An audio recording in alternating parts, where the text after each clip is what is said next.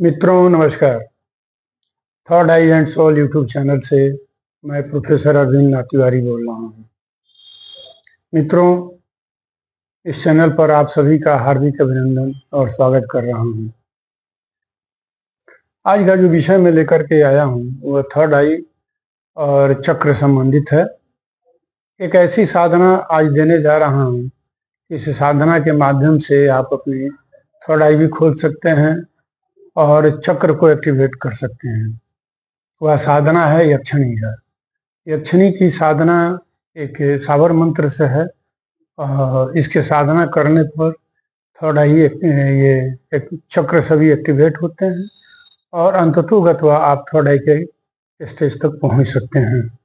उसमें और अन्य जो सहयोग लेना है आप सहयोग लेकर के आप अपनी साधना पूर्ण कर सकते हैं।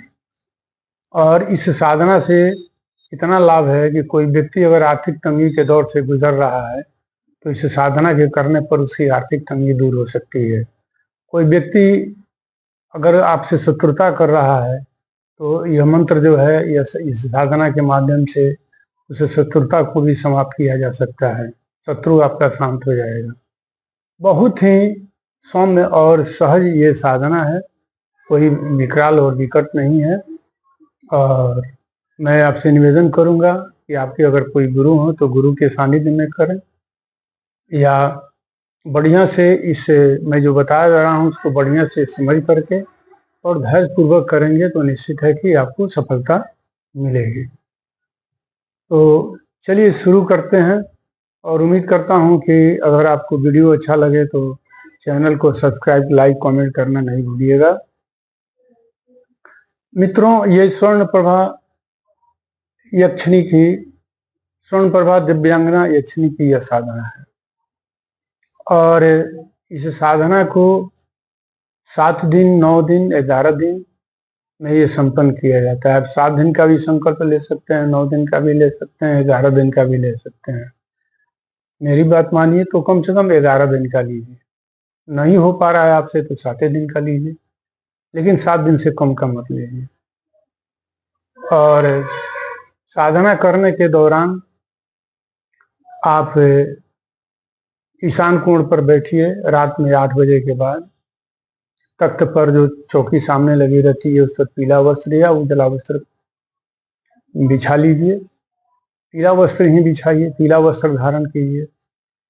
और आप गेरुआ भी धारण कर सकते हैं, उजला भी कर सकते हैं। सामने तिल का दीपक जलाइए। सामने एक तस्वीर रखिए, दुर्गा जी का हो या कोई देवी का तस्वीर हो। किसी देवी का तस्वीर नहीं है तो किसी सुंदर सी महिला का भी तस्वीर रख सकते हैं। और सामने तिल का दीपक जलाइए, अगरबत्ती, सुगंधित अगरबत्ती जलाइए। तिल के का दीपक जला रहे हैं तो उसमें इत्र जरूर छोड़ दीजिए और फूल वगैरह का माला तस्वीर को पहनाइए। खूब बढ़िया से चौकी को सजाइए, अच्छा लगे, कोई आवे देखे तो आपकी प्रशंसा करे। और एक माला, बड़ी सी माला आप वहाँ रखिए। गुलाब का माला हो या कमल का माला हो या गेंदा का माला, कोई सुंदर सा माला एक रखिए वहाँ। और 11 माला का जाप आप कीजिए। 11 माला के जाप के दौरान आपको पहला दिन तो कुछ नहीं बुझाएगा आपको, दूसरा दिन, तीसरा दिन से प्रतिक्रिया शुरू होती है। हाँ, पूजा जब शुरू करें तो पहले आप अपने गुरु का ध्यान करें, गुरु का जाप कर लें। गुरु जी अगर नहीं है तो भगवान शिव का ध्यान कर लीजिए। तत्पश्चात गणेश जी का माला जाप कर लीजिए। उसके बाद से बटुक भैरव का ध्यान कीजिए और 1-2 माला जाप कर लीजिए। और उनसे कहिए कि हम यक्षिणी की जा रहे हैं साधना करने, इसमें जो भी विघ्न बाधा आवे सारे विघ्न बाधाओं को दूर किया जाए। हे प्रभु, अपने गुरु से, गणेश जी से और बटुक भैरव से, सबसे कहिए। और फूल पत्ती चढ़ाइए, चंदन लगाइए, धूप अगरबत्ती दिखाइए।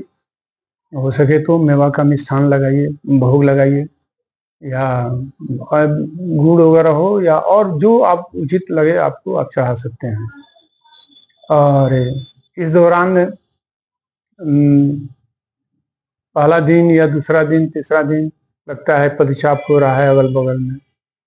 और हाँ, गणेश जी की जब साधना कर लीजिए, पूजा कर लीजिए तो उसके बाद से आसन का बंधन कर दीजिए। आसन बंधन का मंत्र मैं डिस्क्रिप्शन में दे दूंगा, आप वहां से ले लीजिएगा। तो ऐसे शुरू कीजिए 11 माला, और ईशान कोर पर पूरब दिशा में, या आप उत्तर दिशा में मुख करके भी कर सकते हैं। और ये 11 माला का जाप आपको करने में आधा घंटा पौन घंटा, नए साधक हैं तो उनको 1.5 घंटा लग सकता है। और ये जान लीजिए यक्षिणी का आगमन होता है। यक्षिणी एकदम पतला छरारा और वो दूधिया रंग, उजला और दूध सा एकदम आकार का नीलापन लिए हुए प्रकट होती हैं। छरारा बदन है, नाक उनका नुकीला है, चेहरा उनकी लंबा नुकीली है, और एकदम अप्सराओं की तरह ये अप्सरा का ही रूप है इनका, ये प्रकट होती हैं। और एक चीज जान लीजिए, ये मायावी होती हैं, रूप बदल भी सकती हैं। मैं इसकी गारंटी नहीं दे सकता, लेकिन मेरे सामने जो प्रकटीकरण हुआ है, मैं देखा हूँ, उसका मैं एक्सप्लेन किया हूँ, वर्णन किया हूँ। और प्रकट हो तो आप कहिए कि मेरी साधना को सफल बनाइए। जब भी मैं आपको याद करूं, आप प्रकट हुइए। संकल्प के दौरान आप प्रेमी या प्रेमिका का या मित्र का आप ही करके मैं आह्वान कीजिएगा कि मैं आपको आह्वान कर रहा हूं, और प्रेमी और प्रेमिका के रूप में मानिएगा, मित्र के रूप मानिएगा, नहीं तो पत्नी के रूप में नहीं मानिएगा, नहीं तो वो कालांतर के लिए ठीक नहीं होता है। और प्रकट होती हैं तो उनसे आशीर्वाद लीजिए, मेवा मिष्ठान जो सामने रखिए, थमाइए उनको, कहिए ग्रहण करने के लिए। माला जो रखा है पास में, माला उनको पहनाइए। अगर इत्र का अगर अलग इत्र रखे हैं तो उनको गिफ्ट भी प्रदान कीजिए, और कहिए कि जब भी मैं आपको याद करूँ आप आइए, और जब फिर मैं आपको चाहूँ प्रस्थान के लिए तो आप प्रस्थान करें और आप मुझे आशीर्वाद दें, अपना मित्रों धर्म निभाएं। तो और ऐसा भी होता है कि मान लीजिए 7 दिन का संकल्प है, 9 दिन का है, बीच में भी वो आएंगे और कहेंगे चलिए आपका पूजा पूरा हो गया, संकल्प पूरा हो गया, आप पूजा समाप्त कीजिए, मैं आपको वरदान देता हूँ। तो इस फेरे में मत पड़िएगा। आप जब तक जिस दिन 7 दिन का हो तो 7 दिन खींच कर ले जाइएगा पूजा को। तो जैसे ही बीच में तुड़िएगा, सोचिएगा अब तो प्रसन्न हो गई, कोई बात नहीं, धोखा दे देती हैं, भाग जाती हैं, हट जाती हैं, तो फिर आपका साधना खंडित हो जाता है।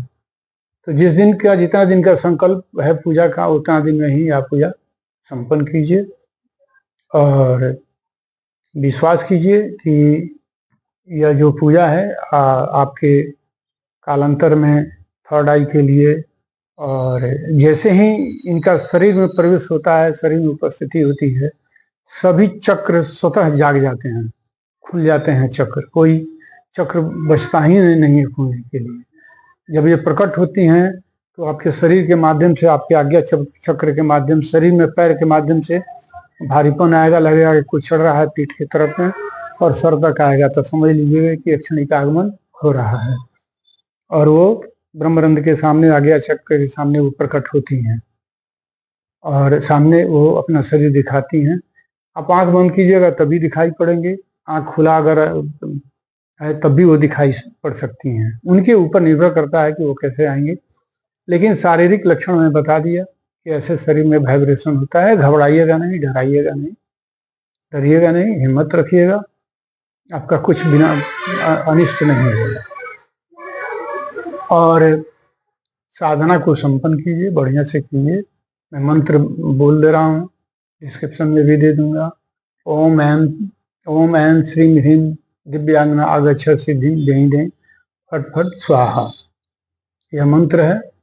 और आप मंत्र वहाँ से ले लीजिएगा डिस्क्रिप्शन से, और इसकी साधना कीजिए, आपके चक्रों के लिए, आपके थर्ड आई के लिए, और आर्थिक तंगी के लिए, सब में यह सफलता है मंत्र। और उम्मीद करता हूँ कि अगर ये वीडियो आपको अच्छा लगा हो, बढ़िया लगा हो, तो वीडियो को लाइक, जो भी नए साधक हैं सब्सक्राइब करना, कमेंट करना नहीं भूलेंगे। जय माँ गायत्री, हर हर महादेव, जय हिंद।